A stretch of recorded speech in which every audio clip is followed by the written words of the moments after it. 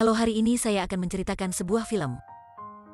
Manusia kayu jika berbohong hidungnya akan memanjang. Hanya bisa mengundang burung pelatuk untuk bantu memakannya Pinocchio. Ceritanya dimulai di sebuah desa yang berkabut. Paman adalah keturunan dari bangsawan yang melarat. Miskin sampai hanya memiliki rumah dengan 4 dinding, dan kelaparan sampai hanya bisa memakan. Dia merupakan seorang tukang kayu, bicara dengan pemilik toko. Kursi ini harus diperbaiki, dan meja juga. Pintu kayu ini jika tak diperbaiki akan terlepas, tetapi pemilik toko sudah tak tahan lagi.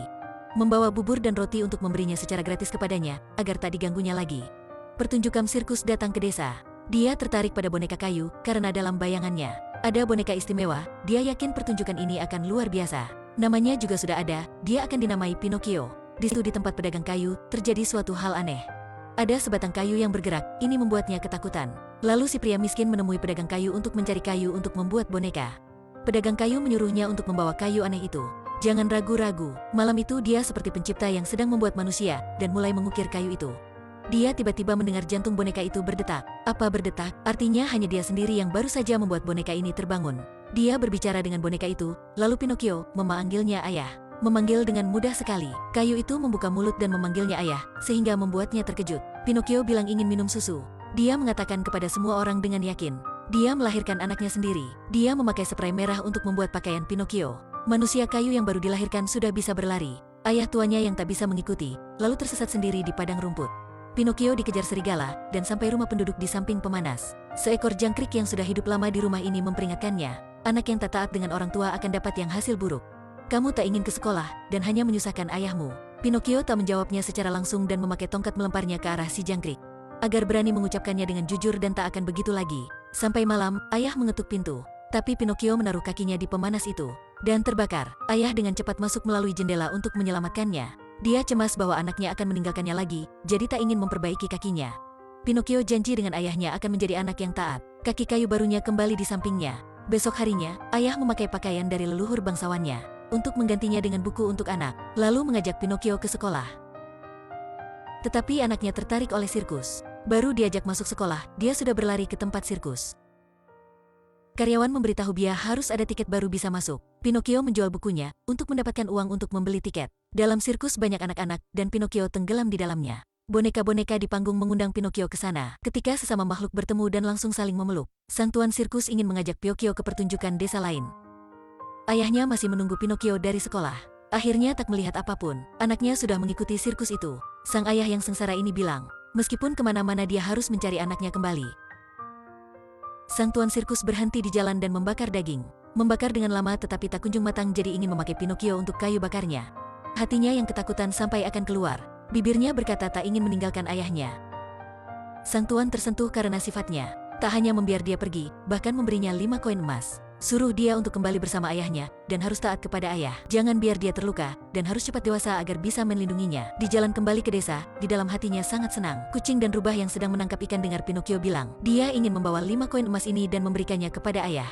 Dengan cepat mereka mendekatinya, menyuruhnya untuk menguburkan koin emas itu di tempat rahasia. Lalu disiram dan pakai pupuk agar tumbuh pohon emas. Dia akan mendapatkan banyak emas. Ia berpikir hal ini bisa memperbaiki kehidupan ayahnya. Pinocchio yang polos mempercayai mereka. Pertama ia memakai 1 koin emas untuk mengajak kucing dan rubah untuk makan makanan mewah. Dalam mimpi, dia sebenarnya sudah melihat pohon emas itu tumbuh. Dengan digendong oleh rubah dan kucing dia memanjat dan memetik koin itu. Pemandangan ini sangatlah indah. Tapi ketika dia terbangun dan menyadari, kucing dan rubah sudah meninggalkannya pergi. Tuan dengan cepat mengusirnya keluar dan meminta bayaran. Pinocchio pun terus pergi, dan jangkrik itu terus muncul. Sarannya agar Pinocchio cepat pulang ke rumah, karena kucing dan rubah adalah seorang penipu. Anak-anak yang keras kepala akan berubah pada suatu hari. Tapi Pinocchio masih memilih pergi dan tak pernah menoleh. Kucing dan rubah berpura-pura menjadi pencopet dan ingin menculiknya. Pinocchio yang terus terjatuh pada saat melarikan diri. Lalu dia mengetuk rumah besar yang kosong. Peri melihatnya dan dengan lamban membantunya. Pinocchio yang digantung oleh kucing dan rubah. Lalu menunggunya sampai dia mati lemas dan setelah itu baru mengambil emas dari badannya. Esok harinya, seorang sopir sudah menyelamatkan anak nakal ini. Seorang kepala pelayan siput dengan pantat yang bulat. Ternyata peri memerintahkan orang untuk menyelamatkan Pinocchio dan meminta dokter untuk memeriksanya, dan jangkrik pun muncul, menyarankannya untuk berpikir lagi dan kembali ke rumah. Waktu mencoba untuk keluar dia terjatuh oleh cairan kepala siput. Pinocchio tak ingin meminum obat. Peri memperlihatkan orang yang membawa peti. Pinocchio takut dan sampai gemetar. Akhirnya dia harus minum obat dan badan hampir sembuh. Peri bertanya sudah lewati apa saja. Pinocchio dengan sengaja berbohong, tak ingin memberitahu peri bahwa dirinya nakal. Tak diduga hidungnya memanjang. Akhirnya dibantu oleh burung pelatuk, dan akhirnya dia kembali seperti semula. Peri dan Pinocchio dengar cerita kepala pelayan.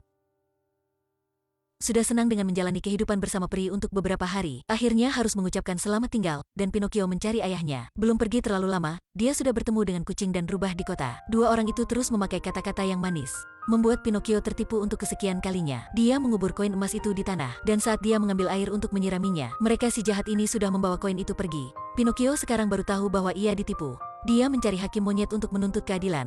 Hakim dengar dia adalah korban, tetapi tak hanya tidak membantunya, bahkan ia mengkuncinya. Pinocchio dengan cepat mengucapkan semua hal buruk yang dia perbuat. Hakim baru melepaskannya. Beberapa hari Pinocchio terus berjalan kaki. Akhirnya melihat desa yang tak asing. Tetapi sesampainya di sana dia ke rumah dan mengetahui dari tetangga.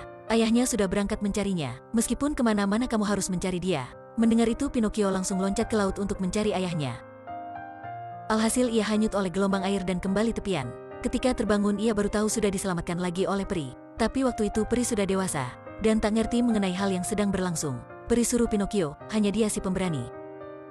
Tindakan yang benar, dan pembelajaran yang bagus. Suatu hari kamu akan menjadi manusia. Hari berikutnya Pinocchio mulai serius belajar.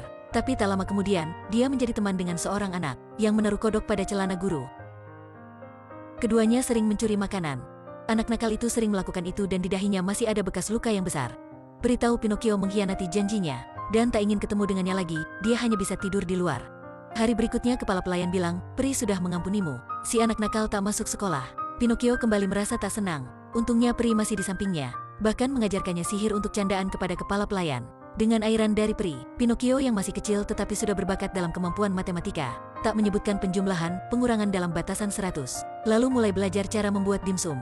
Di masa depan ia yakin akan menjadi seorang yang pandai dalam pekerjaan rumah. Peri bilang, kamu sudah bekerja dengan bagus. Besok kamu tak perlu menjadi boneka lagi, dan bisa menjadi manusia. Pinocchio yang senang sampai melonjak. Pada saat itu, anak nakal itu memberitahu Pinocchio. Dia ingin ke kota Minan karena ia percaya banyak kesenangan untuk tinggal di sana. Pinocchio bertanya dengan sungguh-sungguh. Si anak nakal itu berbicara, terserah padamu. Pada malam hari si anak nakal itu duduk di kereta. Semua anak-anak dan orang di kereta itu semua memanggil Pinocchio, menyuruhnya cepat untuk menaiki kereta yang memiliki waktu yang terbatas. Pinocchio tak bisa menolak godaan tersebut. Lalu bersama dengan teman-temannya pergi ke kota mainan, dan bermain untuk sepanjang hari. Di sini pasti hanya ada rasa senang dan tak ada rasa sedih.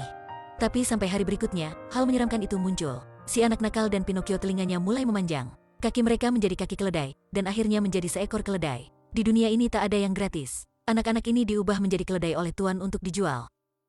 Pinocchio dibeli oleh tuan sirkus, dan mulai kehidupannya dengan meloncat dan melewati lingkaran api. Peri duduk di kursi, dan melihat Pinocchio dengan muka kecewa. Pinocchio, dewasalah.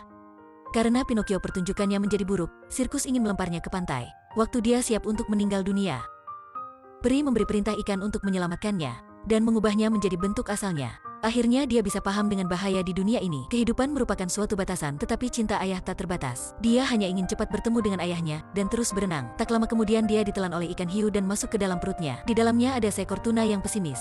Dibandingkan dengan digoreng, ikan tuna ini lebih suka dikukus di dalam perut ikan hiu. Tapi Pinocchio tak berhenti dengan rencananya. Dia ingin keluar untuk mencari ayahnya. Lalu mengikuti arah dan ada lampu. Tak duga ayahnya ada di sini. Ayah baru ke laut untuk cari anaknya dan langsung ditelan oleh ikan hiu. Dia sudah terbiasa dengan kehidupan di sini dan menyarankan anaknya untuk hidup di sini. Tapi si anak yang semakin dewasa menjawab, kita harus berpikir cara untuk keluar. Pada saat ikan hiu menguap, keduanya sudah keluar. Ayah tak bisa berenang, Pinocchio menarik ayahnya.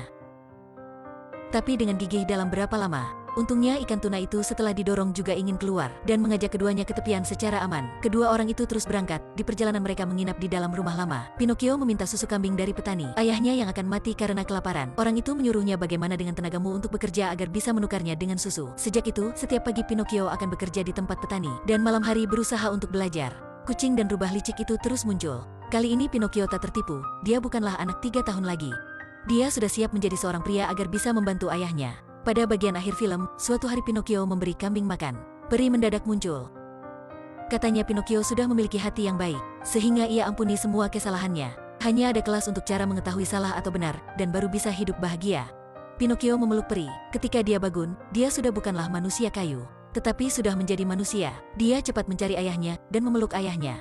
Film penuh fantasi ini bernama Pinocchio. Berharap anak-anak yang pernah melakukan kesalahan akan ada peri yang diam-diam menjaganya. Tapi di dunia ini tak ada peri. Jika ada itulah orang tuanya.